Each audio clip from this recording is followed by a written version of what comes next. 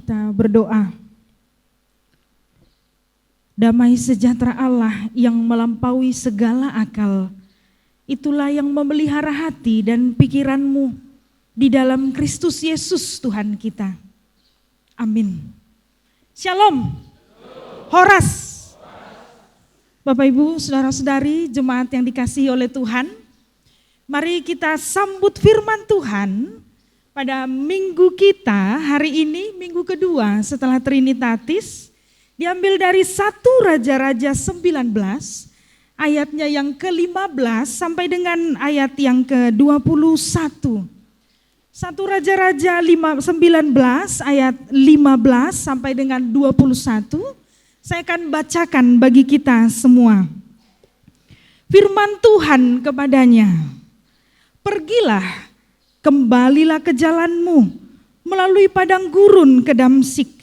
Dan setelah engkau sampai, engkau harus mengurapi Hazael menjadi raja atas Aram, juga Yehu cucu Nimsi haruslah kau urapi menjadi raja atas Israel. Dan Elisa bin Safat dari Abel Mehola harus kau urapi menjadi nabi menggantikan engkau. Maka siapa yang terluput dari pedang Hazael akan dibunuh oleh Yehu, dan siapa yang terluput dari pedang Yehu akan dibunuh oleh Elisa. Tetapi aku akan meninggalkan 7.000 orang di Israel, yakni semua orang yang tidak sujud menyembah Baal dan yang mulutnya tidak mencium dia." Setelah Elia pergi dari sana, ia bertemu dengan Elisa bin Safat yang sedang membajak dengan 12 pasang lembu, sedang ia sendiri mengemudikan yang ke-12. Ketika Elia lalu dari dekatnya, ia melemparkan jubahnya kepadanya. Lalu Elisa meninggalkan lembu itu dan berlari mengikuti Elia. Katanya, "Biarkanlah aku mencium ayahku dan ibuku dahulu, lalu aku akan mengikut engkau." Jawabnya kepadanya, "Baiklah, pulanglah dahulu, dan ingatlah apa yang telah kuperbuat kepadamu." Lalu berbaliklah ia daripada Elia, ia mengambil pasangan lembu itu, menyembelihnya, dan memasak dagingnya dengan bajak lembu itu sebagai kayu api. Ia memberikan daging itu kepada orang-orangnya, kemudian makanlah mereka. Sesudah itu bersiaplah ia, lalu mengikuti Elia dan menjadi pelayannya. Demikian firman Tuhan. Bapak Ibu, saudara-saudari yang diberkati oleh Tuhan, topik minggu kita pada minggu ini adalah setia mengikuti dan melayani Tuhan. Dalam bahasa Batak disebut satia mangihuton dohot makobasi Tuhani. Topik ini akan kita renungkan dalam firman ini yang kalau kita lihat bacaan tadi menceritakan tentang 2 sosok yang luar biasa. Yang pertama adalah Nabi Elia, dan yang kedua adalah sosok Nabi Elisa. Bapak Ibu saudara-saudari, bila kita ditanya apakah kesetiaan, saya pikir kita akan punya jawaban yang macam-macam tentang apakah kesetiaan. Tapi baru-baru ini ada sebuah video singkat yang menarik untuk saya, yang mungkin ini juga bisa menggambarkan pada kita tentang kira-kira apakah kesetiaan itu. Jadi video itu tentang ada anak yang berumur 3 tahun. Jadi anak ini rupanya sedang dilatih oleh ayahnya untuk belajar sabar.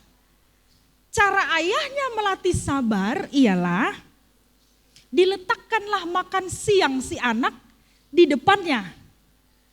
Setelah itu si ayah beri perintah, "Tunggu ya nak ya, setelah ayah datang baru boleh dimakan makan siangnya."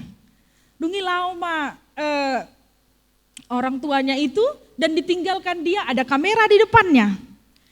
Semenit pertama anak itu masih diam. Di noti si panganon naik. Tapi menit berikutnya sudah mulai kerasa kerusuk. Kelihatannya dia udah mulai tidak sabar ingin makan. Celingak-celinguk. Ini do Bapak on di narohana, ai leleng maon. Kemudian dia makin tidak sabar lagi, agak dicolek-coleknya sedikit lauknya. Terus dia diam lagi. Begitulah, tapi dia tetap tidak memakannya.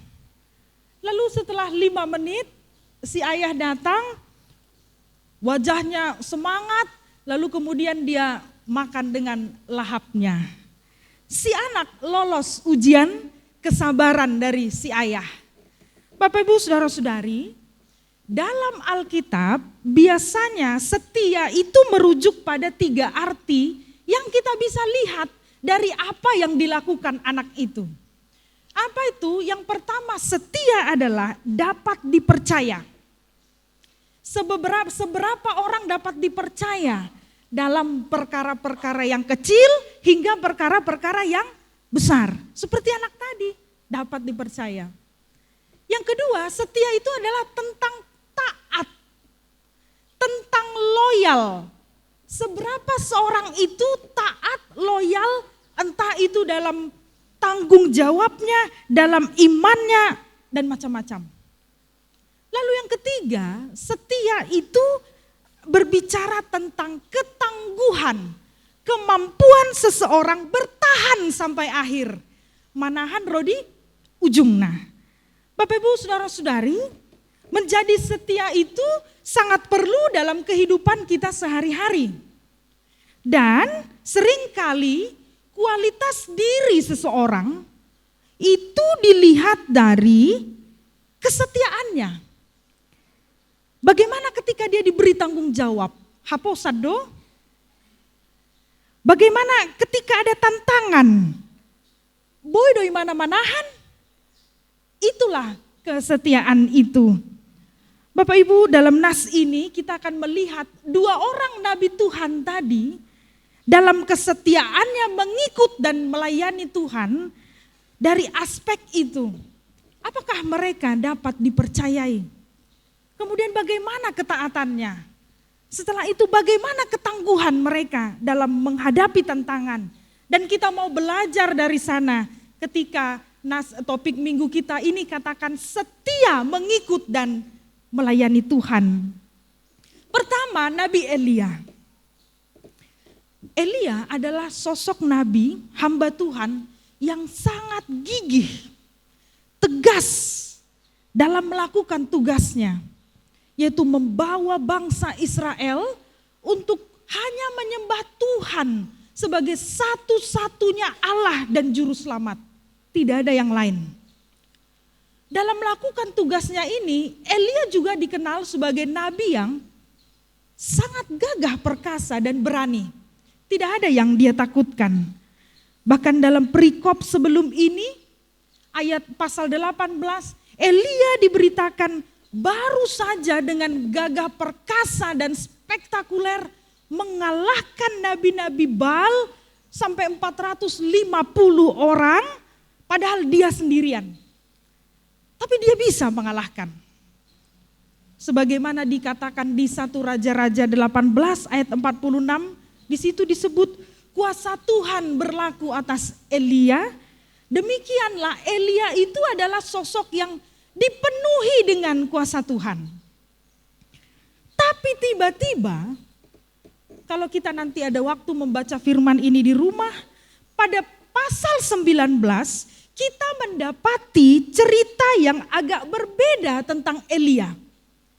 Elia yang tadinya digambarkan sosok yang perkasa itu, rupanya menghadapi goncangan dalam dirinya yang membuat dia sampai pada pemikiran harus berhenti menjadi pelayan Tuhan. Semua pelayananku yang luar biasa bagi Tuhan harus dihentikan. Ini sangat mengejutkan. Kita bisa bayangkan mungkin ada teman kita, orang-orang di sekeliling kita, imana hiado salelengon nom ringgas, imana hiado salelengon na saya mabeta-beta ya kadongan na. tapi tiba-tiba berhenti. Semua terkejut. Demikianlah juga apa yang terjadi pada Elia. Mengapa ini bisa terjadi?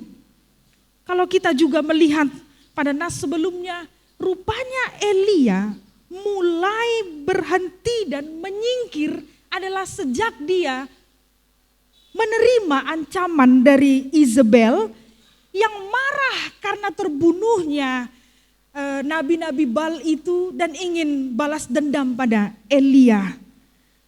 Bukan karena Elia takut sehingga Elia ingin mundur. Bukan karena dia ingin menjaga nyawanya. Tapi pada waktu itu perasaan Elia kira-kira adalah sebegitu berjuangnya selama ini aku. Begitu letihnya aku sampai-sampai aku sekuat tenaga mengalahkan ratusan orang. Tapi rupanya pekerjaan ini sangat sulit. Bukannya orang Israel malah semakin percaya, tapi karena raja mereka adalah yang tidak takut akan Tuhan. Sepertinya keletihanku ini tidak ada gunanya. Sebab nyatanya ini seperti jalan di tempat. Bapak Ibu saudara-saudari, karena itulah Elia merasa frustasi. Dia letih secara emosional, secara fisik, bahkan secara mental. Dan sebagaimana ciri-ciri orang kalau letih, biasanya orang letih itu akan sering mengeluh. Demikianlah Elia, dia mengeluh pada Tuhan. Tuhan, padahal aku sudah bekerja segiat-giatnya, kurang apa lagi? Tapi apa yang kuterima? Malah aku sekarang sendirian, nyawaku juga diancam. Dan Elia katakan, kalau gitu biarlah Tuhan cabut saja nyawaku. Bapak Ibu saudara-saudari, mungkin kita pernah mengalami seperti apa yang dirasakan Elia, rasa letih yang luar biasa. Baik secara fisik maupun emosional. Mungkin karena perjuangan yang melelahkan, tapi seperti tidak ada buahnya. Mungkin juga karena masalah yang datang terlalu bertubi-tubi. Atau juga seperti Elia yang merasa seperti cuma aku yang berjuang. Kadang-kadang kita juga mengalami begitu di rumah tangga peolo songoni, inainata, hiraholanau nama mikirion. Seperti cuma aku. Manang songoni dong akama. Hiraholana rikot diawon, dotlan nasing. Bisa jadi membuat letih dan rasanya ingin cuek. Bila perlu ingin mundur, udahlah lo maisi, tinggalkanlah seperti itu, udah aku urus diriku. Pernahkah kita mengalami rasa-rasa yang seperti itu? Kalau istilah sekarang, rasa letih, fisik, emosi, mental, dikenallah ini namanya burnout. Ada yang pernah dengar burnout istilahnya secara psikologis? Ini adalah rasa kita merasa lelah yang membuat rasanya semangat itu jatuh. Motivasi kita itu menurun. Bahkan kesehatan pun menurun. Orang-orang yang seperti ini, saya baca begitu rentan sakit lambung. Karena kondisi yang menekan di dalam dirinya. Bapak Ibu saudara-saudari, saya baca sebuah penelitian di CNN Indonesia, ditulis begini, sebanyak 77 respondennya pernah mengalami keletihan mental, burnout tadi. Apa yang mau dikatakan? Bahwa memang ini juga adalah salah satu tantangan kita sebagai pribadi. Kadang-kadang kita merasa ada batas yang membuat kita jatuh. Tapi pertanyaannya adalah, bila seseorang mengalami kondisi seperti itu, apa yang kita butuhkan? Melohea hitaloja, jenuh. Apa yang kita perlukan? Di pasal 19, kita akan melihat apa yang Tuhan lakukan pada Elia, yang juga adalah seringkali apa yang dibutuhkan oleh manusia ketika manusia itu ada di titik letih dalam kehidupannya. Apa yang dilakukan Allah pada Elia? Yang pertama, Elia biarkan Allah biarkan Elia untuk istirahat. Istirahat Bapak Ibu. Tuhan biarkan Elia untuk bisa tidur nyenyak di kondisi keletihannya. Dan Tuhan biarkan dia sendiri saja. Mengambil waktu untuk sendiri. Apa artinya itu? Bapak Ibu saudara-saudari, itulah salah satu kebutuhan kita. Punya waktu untuk berbicara dengan diri sendiri. Banyak orang di akhir-akhir ini, apalagi dengan slogan produktivitas, yang dipikirkan adalah AHB, apalagi yang mau kukerjakan, apalagi. Tapi hampir kurang memberi waktu pada dirinya untuk duduk tenang, merasakan keletihannya, atau bahkan mencurahkan apa yang ada di dirinya di hadapan Tuhan. Makanya di zaman sekarang, kalau tadi di Tinting ada retreat, penting sekali retreat. Kadang-kadang orang terlalu memaksa dirinya, makanya jadi letih, stres. Tapi retreat itu adalah saat di mana seorang memberi waktu pada dirinya untuk melihat bagaimana posisiku sekarang. Lalu kemudian mencurahkan dirinya pada Tuhan, hatinya mendengarkan suara Tuhan. Kebetulan saya melayani di Badan Penyelenggara Pendidikan HKBP. Monotoparwahon Parpudion, nagudangan libur.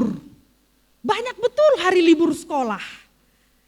Tapi kalau kita lihat tren orang, apa yang dilakukan orang ketika libur? Kadang-kadang di rumah menghabiskan waktu, modom persaderian. Atau seperti yang diharapkan oleh pemerintah, jalan-jalan, akhirnya ekonomi bisa bergerak. Tapi pertanyaannya, berapa banyak orang yang memakai waktu libur adalah khusus untuk dirinya sendiri,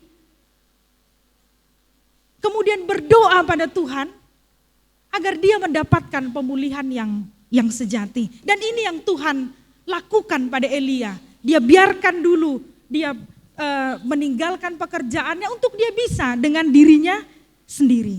Bapak Ibu, dan yang kedua yang Allah lakukan pada Elia adalah Allah hadir menopang hidupnya, dan Allah hadir untuk bersama menemani Elia.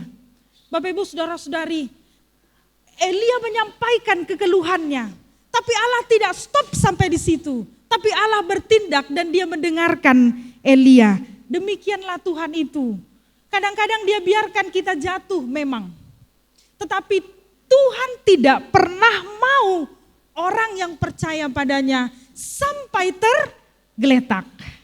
Ada itu lagu yang dikutip dari Mazmur 37 ayat 24.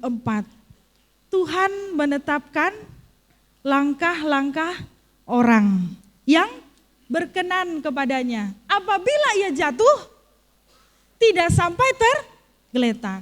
Nah, boidu hitam madabu. Tetapi orang yang percaya pada Tuhan pasti akan bangun lagi. Itulah yang membedakan kita dengan orang-orang yang tidak menggantungkan hidupnya pada Tuhan. Bapak Ibu saudara-saudari, karena itu kita melihat kalau tadi bicara tentang kesetiaan, ternyata salah satu tantangan kesetiaan itu adalah seberapa kita tetap mampu bertahan sampai ujung. Elia tadi hampir mengakhiri. Bapak Ibu saudara-saudari,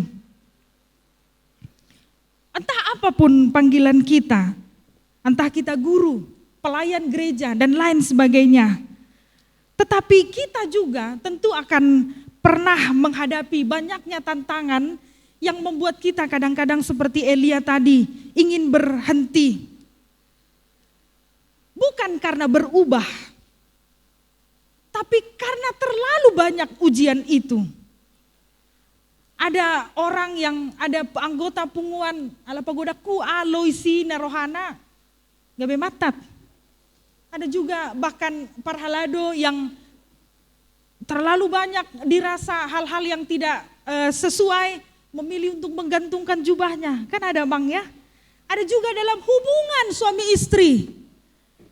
Terlalu banyak godaan, akhirnya berkhianat. Bapak Ibu saudara-saudari, itu realita. Bagaimana ternyata setia itu tidak gampang dan banyak godaannya. Itu sebabnya pada epistel tadi Paulus katakan kepada jemaat Tesalonika, jangan ada orang yang goyah imannya karena kesusahan. Dan Tuhan Yesus juga katakan dalam Matius bahwa menjelang hari akhir memang akan banyak penderitaan yang dialami orang percaya. Tetapi Tuhan Yesus katakan, berbahagialah orang-orang yang bertahan sampai kesudahannya.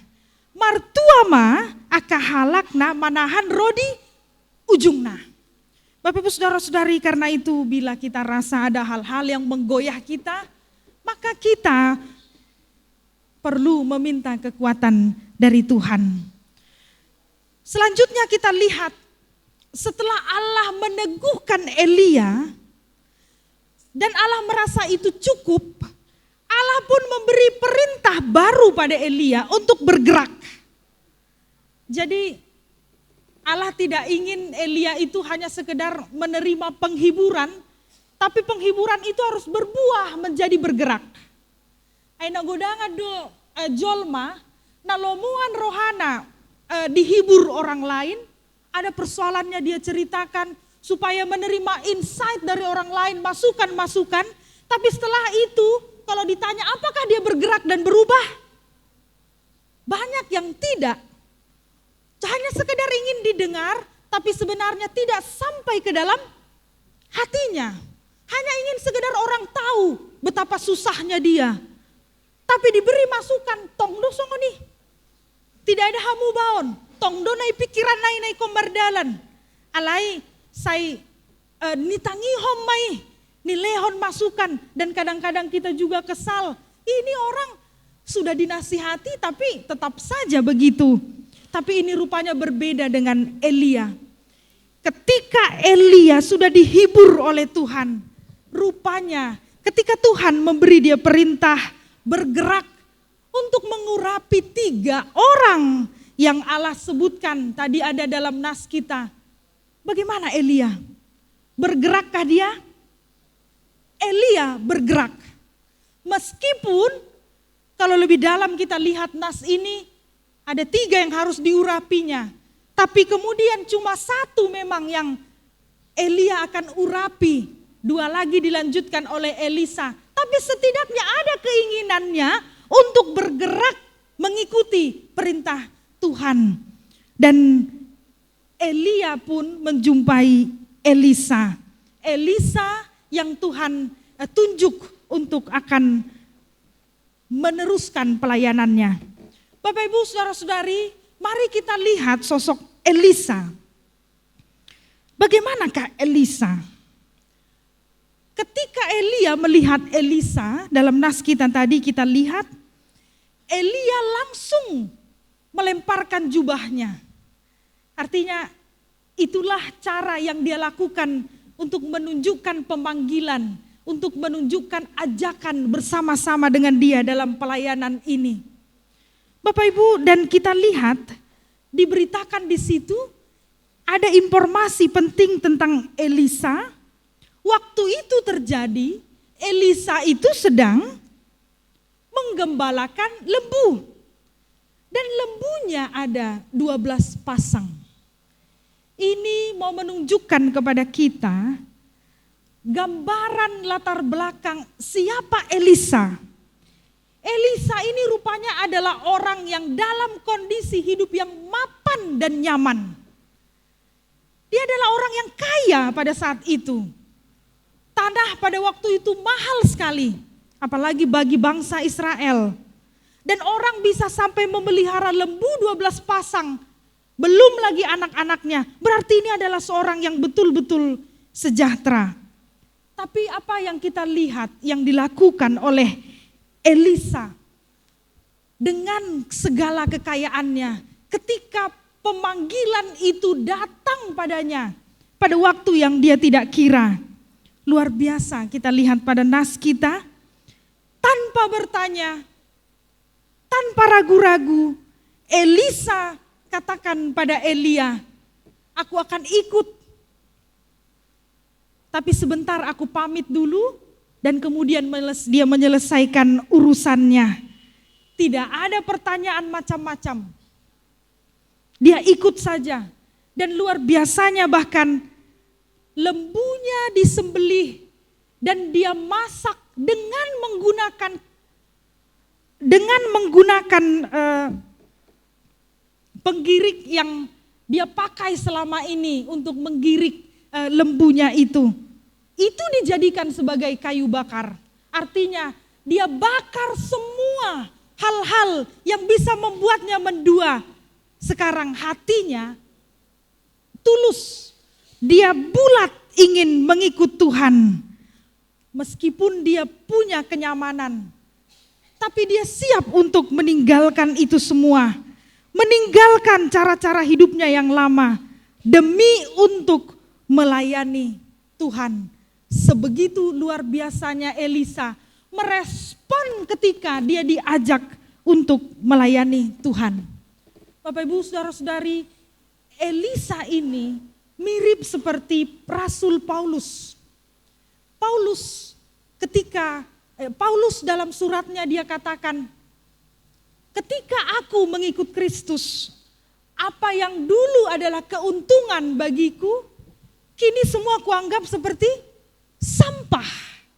Karena itu semua upah mengikut Kristus, kemuliaan yang kuterima tidak ada apa-apanya dibanding kenyamananku yang dulu. Bapak Ibu Saudara-saudari yang dikasihi oleh Tuhan, begitulah rasanya, indahnya bagi kedua nabi ini untuk mengikut dan mempercayai Tuhan. Dan kalau kita lihat kedua nabi ini betul-betul memberi kita teladan, pengajaran tentang apa itu arti kesetiaan. Pertanyaannya sekarang adalah, mari kita mengingat panggilan kita masing-masing. Ada kita yang dipanggil melayani Tuhan di rumah ibadah. Ada juga kita yang dipanggil oleh Tuhan melalui profesi, panggilan kita masing-masing. Seorang teolog katakan, semua manusia adalah tangan-tangan Allah.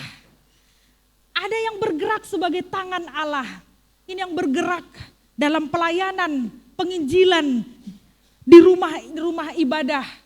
Tapi ada juga sebagai tangan Allah yang bergerak tangan kirinya di dalam pelayanan bagi dunia. Dan pertanyaannya adalah, bila kita mengingat semua itu, apakah kita ini termasuk pada orang-orang yang setia? Dapat dipercayakah kita dalam melakukan tugas kita?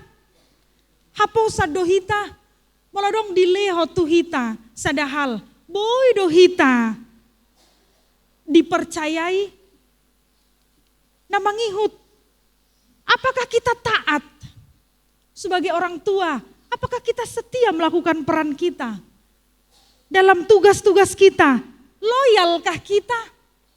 Dalam hubungan kita, loyalkah kita? Yang namanya setia tidak ada tempat bagi mendua.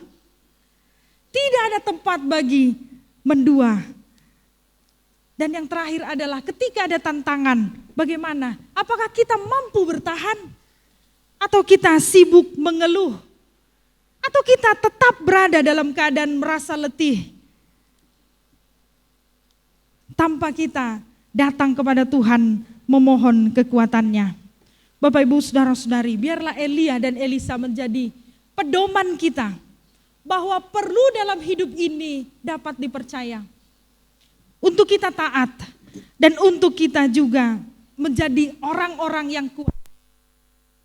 Tuhan, karena tangan Tuhan yang selalu akan menopang kita. Amin. Kita bersatu di dalam doa.